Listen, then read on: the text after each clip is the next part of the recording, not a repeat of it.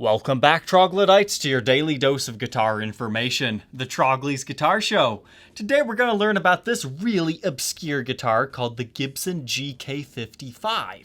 But not only will we learn all about it, I'm going to increase the price of these on the used market by double, because these have a hidden secret that nobody's ever talked about on the internet, besides in a very few obscure places that you'd really have to be searching to learn the secret of the GK-55. So let's go ahead and dive in here. What on earth is GK-55? Well, it stands for Gibson Kalamazoo 55. Now, to demystify this, it's a Gibson, so that makes sense that it'd have Gibson in the title. But why is it called Kalamazoo? It's made in the original Kalamazoo factory. You can tell that by the orientation of the Made in USA stamp and the serial number being 499 or less. That's the original Gibson factory that collectors love to get examples from. But then, where's 55 came from if these things were made from 79 to 81? 55 comes from what this is channeling. This is based off of a 55 Les Paul Special. Now, obviously, we've got humbuckers here instead of P90s. We don't have a pick guard. Heck, we even have a bolt-on neck. But what it's channeling is the flat special top. There is no carved maple top to these. They're flat tops, and that's why it's basically a special. And they also utilize that oval-shaped route that they were doing on the 55-75 reissue specials. So 55 was on the brain when Gibson was doing this thing. And something that's kind of cool about this is it's the first bolt-on neck Les Paul. Now, it's not the first bolt-on neck Gibson. Models that predate this one include the L6 Midnight Special, the Marauder, and S1. And after the introduction of this, there were things like the Gibson Invader, the Black Knight, Corvus, and Sonix models. But this was the first proper Les Paul shape with the open book headstock that wasn't, mutilated like the L6S. Those were slightly different. Sonix got the correct looking headstock, but they gave it a goofy looking logo, so that doesn't really count. So this is the only bolt-on neck Gibson from the 70s and 80s that I'm aware of that looks like a Les Paul, has the correct Les Paul logo and headstock. But there's only one problem here. It's not technically a Les Paul. It does not have the Les Paul model silkscreen on it. So you can't win them all for the GK-55. You can find them in two iterations, the standard GK-55 and the GK-55 Active. The Active variant has the same Moog electronics as you would find in the RD Artist. It's generally believed that you can only find these Tobacco Sunburst colors, but there was one Cherry Sunburst that showed up that was claiming to be original, and the Actives came in black. But why did they even make this thing anyways? Well, it's rumored there were around 1,000 of these. However, there's no way to know for 100% sure, but there's rumors that these were used to use up the old Baldwin parts. Now, if you're not familiar, Gibson owns a bunch of different companies.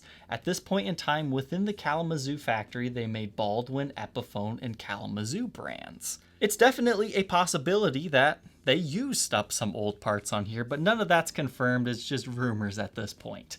But what we can say for certain is Gibson was probably just trying to put out a less expensive Les Paul after toying around with the L6S, the Marauder S1 like we were talking about earlier.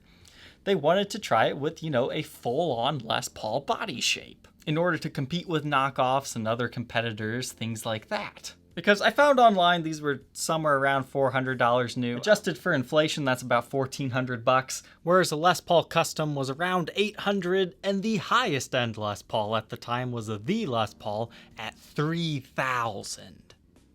So this is like one of the earliest iterations of the Les Paul Studio in a roundabout way, because the studios didn't exist formally until 1983. But whenever you do a search for the Gibson GK-55, previous to today, you would only pull up like one or two other videos that would have like a prototype GK-55, find a Wikipedia article with some good information, but it kind of puts down the GK-55 saying it's not a fancy model. And I'm here to tell you that is completely untrue. This is a feature-rich guitar. I really don't understand what Gibson was trying to do with this, except for maybe offer a cheaper alternative to new electronics and things that they were trying out.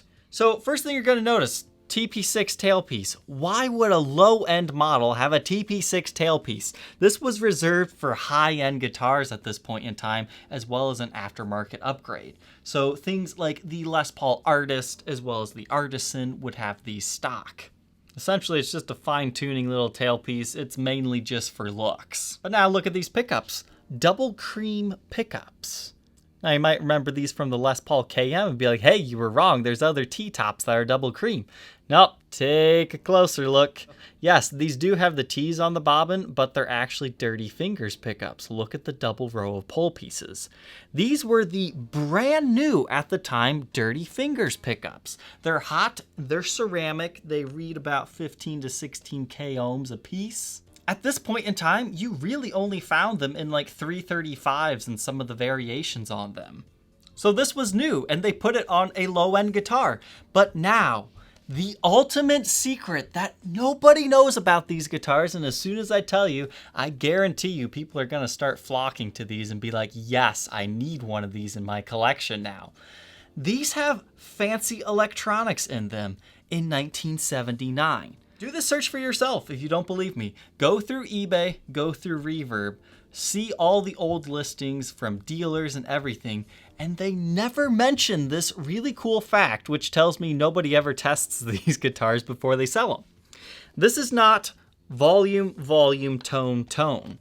This is completely different. So this guy right here is a master volume. These two are your tones. So this is your neck pickup tone, and this one is your bridge pickup tone. So if this is master volume and these are two independent tones, what on earth is this?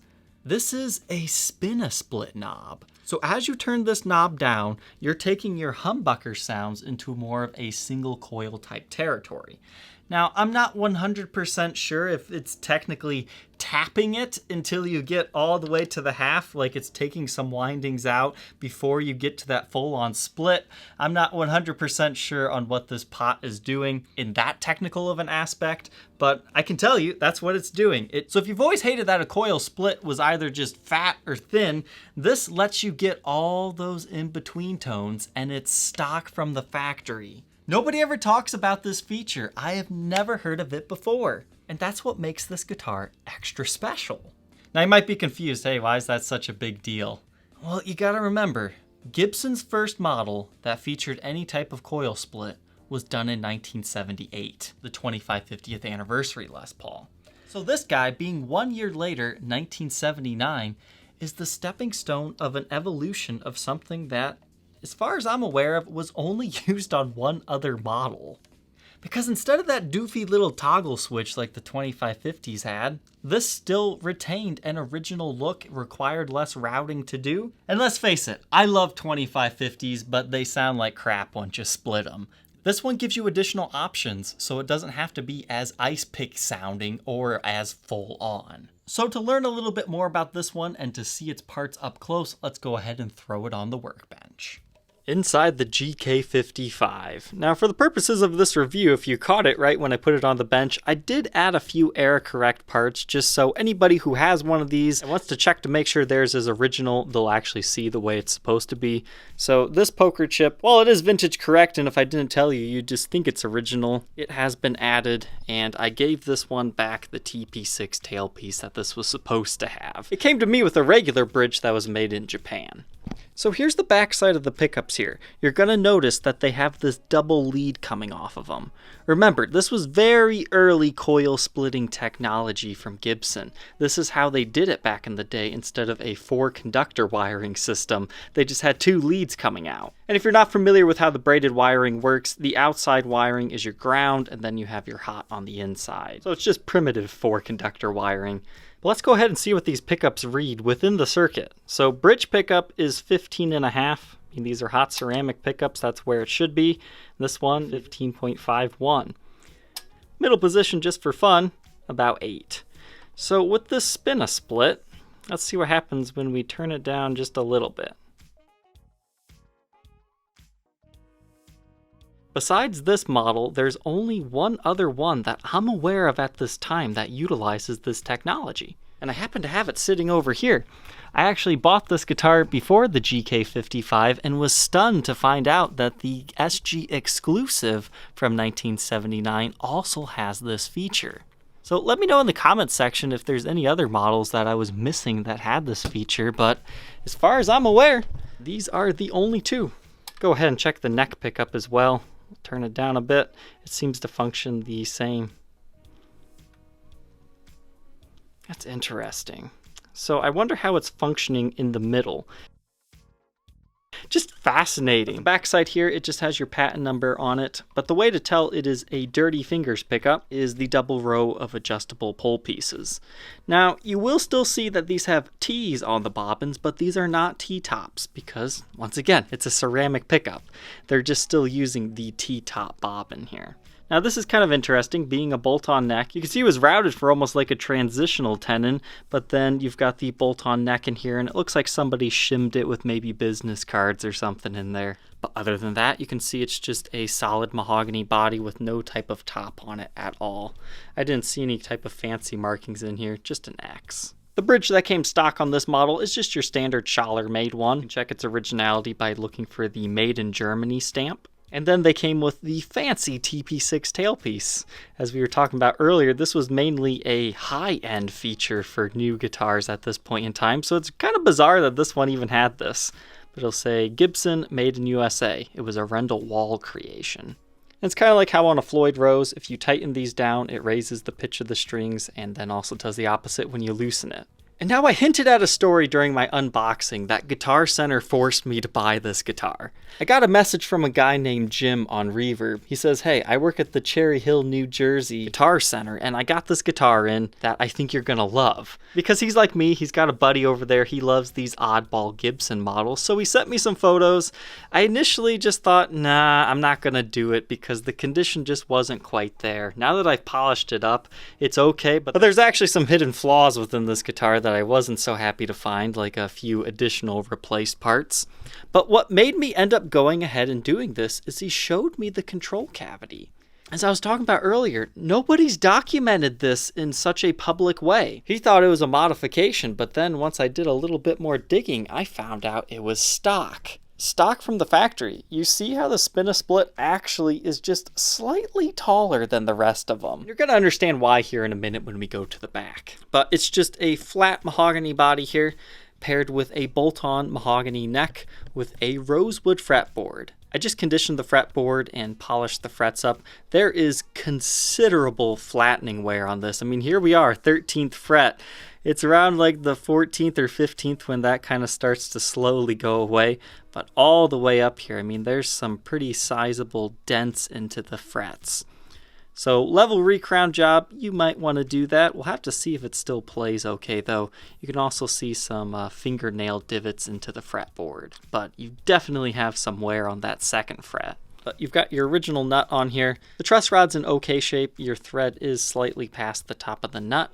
And here's what your original truss rod cover looks like. GK Gibson Kalamazoo 55. Then your headstock itself, it's not an official Les Paul model, that's why it kind of looks a bit goofy, but you do have the proper Gibson silkscreen as well as the open book headstock. I get a 1.7 inch nut width, which increases to 2.03 at the 12. First fret neck depth, 0.81, and we're looking at 0.98 by the 12, with the traditional 24 3/4 inch scale length. Moving on to the back, the part you're all curious to see, how is this thing wired up here? So you can see you've got a million pickup wires coming in through that channel. You have two from each pickup, and then you have the ones coming from the control cavity right here for the toggle switch. Once again, master volume, neck tone, bridge tone, and then the spin-a-split. Now, do you notice anything interesting about that spin-a-split? If you're lucky enough to find a photo of one of these, you'll look at this and go, that's just a regular control cavity. But you won't even notice this. That's actually a stacked pot. There's two of them on top of each other. So I'm not quite sure how it works or what they're doing here because that's not my specialty, but it works. It's a spin-a-split pot. And also look, it has a traditional ground wire, which not everything in this era has. So another unique feature here. We've got brown back plates, so that's kind of like a special as well. But it's very possible that these are just old bodies from the Les Paul Special like reissues that they were doing in the late 70s. I'm not sure when they discontinued them because these used the same oblong control cavity here, because these utilize an SG style L toggle switch instead of the long Les Paul one, simply because the body would not be thick enough to accommodate one of these. So that's why these have this goofy back plate. But mahogany back, same as the top, and 3-piece mahogany neck. This is the maple neck era of Gibson, so I never really realized that this is actually a really special fancy spec. Now you can see the finish has been worn off of this neck in many locations. I mean, this was definitely someone's player. But now kind of what I alluded to earlier, how Guitar Center kind of scammed me on this one. There's actually overspray on the headstock. I didn't catch it within the 3-day return period, or I probably would have contacted them about it. But I just thought, okay, I could see it's a cosmetic thing. Gibson just sprayed the headstock darker. Sometimes they'll do that with the heels. But if you look really closely here, you can see the difference in stain right there. And I'm trying to figure out why they did the overspray. First things first, well, it's probably had a headstock repair. There is finish checking right here, but you can see through to the wood grain, and I cannot see an area where this has been split. The only other thing I could think of is one of the wings was slightly separating, so they glued that and then sprayed over it. But if you go to the face of the headstock and hit it in the light just right, you can see right here, there's like a small thing that looks like it could potentially be like a brake line, but it's just very small. It could also be like an indentation. But that lines up with this one right here, but I really don't think that would just be a split in that small area. So I'm going to probably just go ahead and say it's been oversprayed and a potential headstock repair somewhere that I'm unable to see. But, I mean, if we're being honest here, it's a bolt-on neck. Worst case scenario, this snaps off and you can't fix it. You can just buy another neck for it, not that hard. But you've got your original Grover tuners on here, the milk bottle style. It's a made in Kalamazoo guitar, so the made in USA stamp goes this way. While we're inspecting things here, you can see there's a small stress check crack line right here, as you'll find on most bolt-on instruments, regardless of brand. The neck pockets usually aren't super tight on these Gibson bolt-ons, because, you know, it's not really what they're known for, but they do the job. So unfortunately, due to that whole headstock mystery issue, if this doesn't sell within like the first 3 days of my listing at my asking price, I'm probably just gonna part it out. I would hate to do that to this guitar, but I just saw a husk of one of these sell for $500. And that SG exclusive I have actually needs one of these original Dirty Fingers pickups, and it's a much more valuable model, and this neck pickup perfectly matches the aging to that one. And let's face it, me adding, $150 worth of extra parts to this one doesn't really make much financial sense. But I at least wanted to give somebody a chance to get it in its pretty much stock configuration before I would do that and get a review in. This example weighs 9 pounds, 3.1 ounces. Let's go ahead and explain these tones.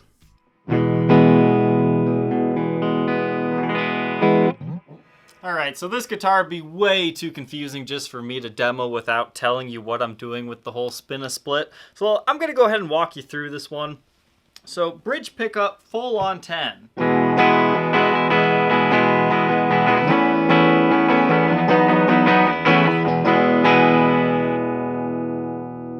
Now I'm going to move that down to about a 7.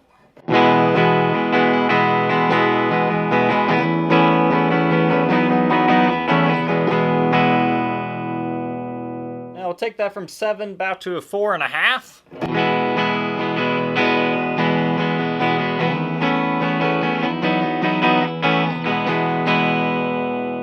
About a 2.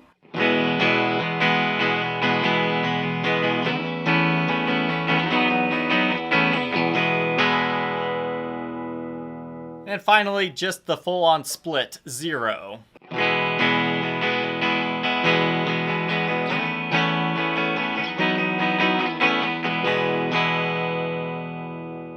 So normally with the switch, you would either have full-on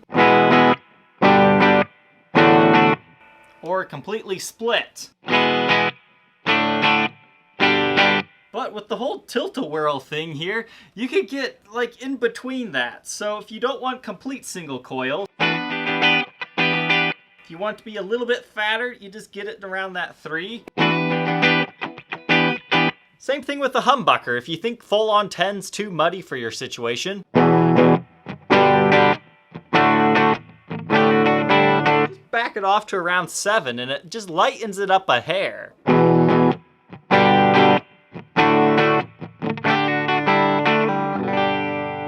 So it's not a feature I've ever seen on a Gibson before. We'll do that same test with the neck here. Down to 7.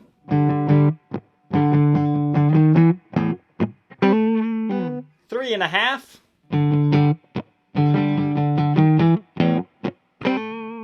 And full on split.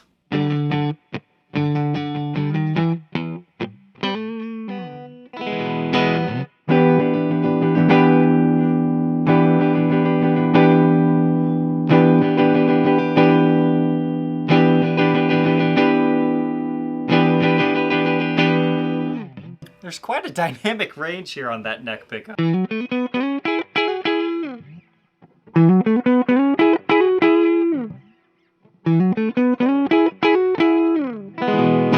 now the middle pickup for even more fun.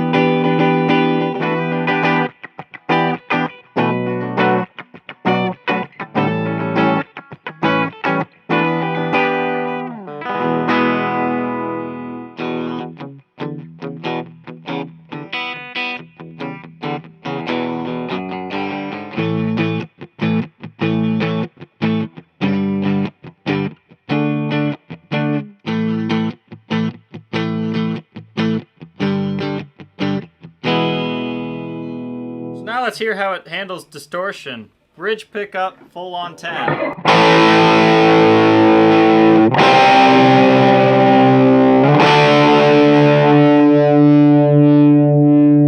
Down to 7.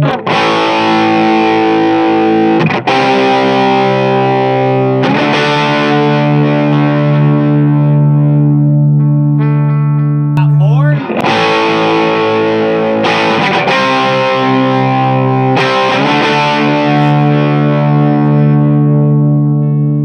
One and a half.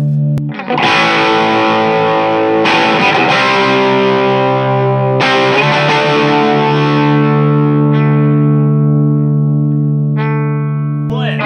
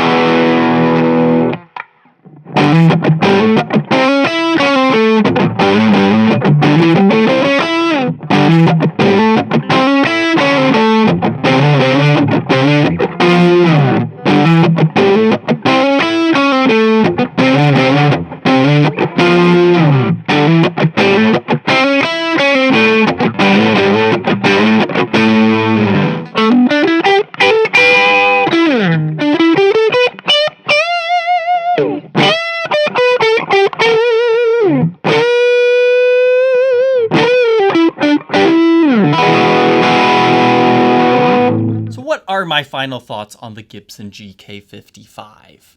This guitar, it surprised me. I always kind of looked down upon these things, but thought, yeah, one day I'll get them. What's so special about them? This whole tilt-a-whirl coil splitting thing, it makes this guitar so much more useful than I thought it would be. Now, personally, as a guitar demoer, I hate having all these additional options, but I think as a player, it really helps you dial in a good coil split tone, because you can get all those in-between sounds and really dial it in for the tone that you have in your head. So I absolutely love this feature. And the other thing is, I've had pretty much all the bolt-on neck Gibsons, except for the few rare ones. And I've got to say, for whatever reason, this one feels better than the other ones. And I think it comes down to being made of mahogany and mahogany instead of usually being like alder, maple, or whatever they were using that day. Because even though it's a bolt-on, it still feels like a set neck in a weird way.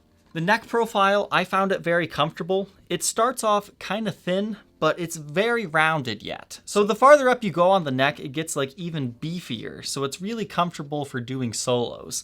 Now, if you're a super shreddery type of guy, you might prefer, a more thinner feeling neck instead of this roundedness. But this is great for classic rock stuff. So the GK-55 might not be the most well-known model from the 70s, but I hope now people appreciate this model, because I will definitely never look at this one the same again. So that's the end of my review of the GK-55. I'll go ahead and go over the condition if you're interested in being the next owner of it though. So face of the headstock here, you've got lots of scratches and nicks and dings and impressions on here. Now after I polished it up, it kind of helped you see all these things. Again, there's probably very well a hidden headstock repair that I'm not able to see. And it's just that little area right there that I think that it could potentially be. But your nut's in good shape. Your frets are very worn, as we saw on the bench. However, when I started playing it, I didn't notice like any audible fret buzz once it's been plugged in. You can definitely hear it while you're just playing it acoustically. And the frets are very low just from the factory, so sometimes it's kind of hard to do the bends. But occasionally that fret wear can kind of choke your note just a little bit. So level recrown, potentially even a refret job. It shouldn't be too expensive though, considering there's no binding along the neck or anything though. We'll run the light along the body here. There's lots of nicks and dings and gouges. I mean, this was somebody's daily player here. When I got it, the finish was all hazy, but that virtuoso stuff, I mean, it makes the top like glass. I mean, it's kind of like polishing a pig at this point. I mean, it's a player's grade guitar, but I'm glad I did it anyway, so you can kind of see the condition a little bit better. The neck pickup isn't quite as yellow as the bridge. Sometimes that can happen, like if it's sitting in a stand and it's by a window and the light just happens to hit this, but not this one. Sometimes it can mean it's been replaced, but I mean, the wiring looked factory stock to me. Just to recap, I added the TP-6 tailpiece so it'd be back to original, and added the poker chip because they were missing their era correct parts. After I sell this guitar, that'll never be disclosed again. And I do want to take a second to point out around the knobs, you see these dark areas?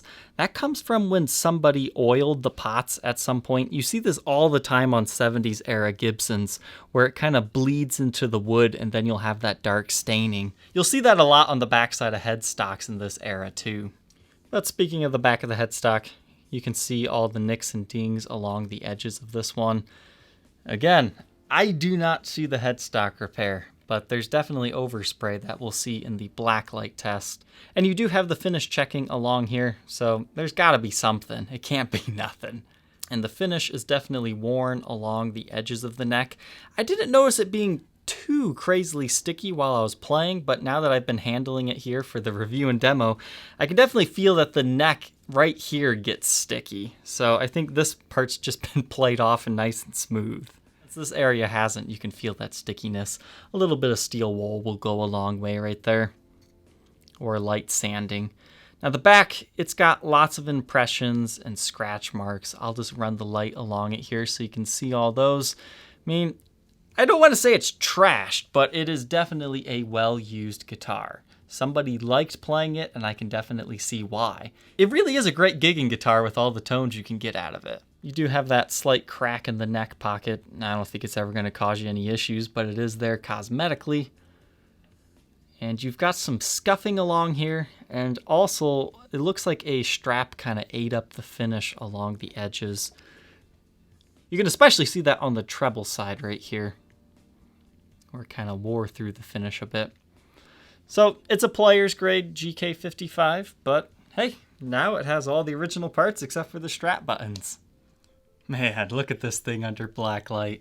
You could tell somebody definitely gigged this thing, but all the parts are glowing the way I would want to see. Here you can see that finish wear I was talking about. Now, this particular knob glows a lot more than the rest, and you can kind of see it in person, so that looks like it could also potentially be an era correct replacement part. And there you can see the pickups.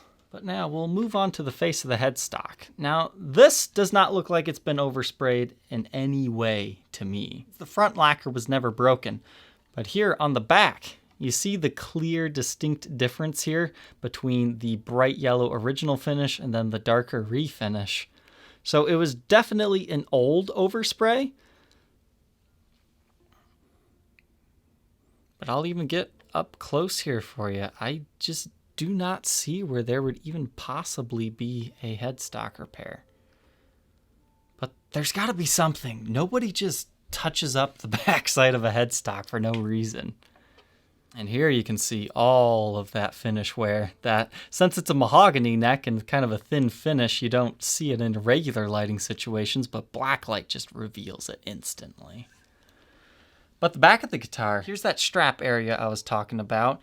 And you've got these micro dings that kind of like bubbled the finish or something. I mean, those blacklight a little bit weird, but you can definitely see those in person. So there's definitely finish chips and wear and tear, everything you need to know about here. And we'll get a closer look at this neck pocket here. This guitar comes in a quality hard shell case. Not the original one, but honestly, this is probably a little bit better than the original cases. It would have had the standard Gibson style with the red interior, not the chainsaw case.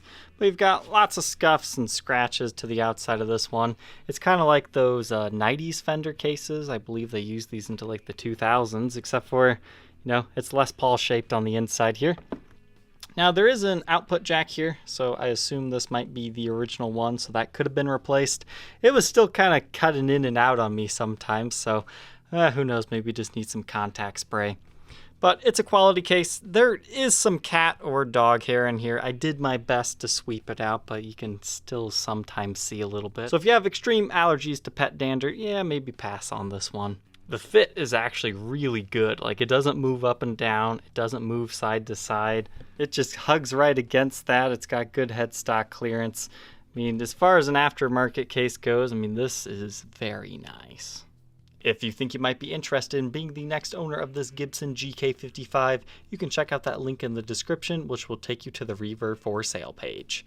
Thank you, Troglodytes, for tuning in today. Don't forget to like, comment, and subscribe, and we will see you tomorrow on the next episode. Take care.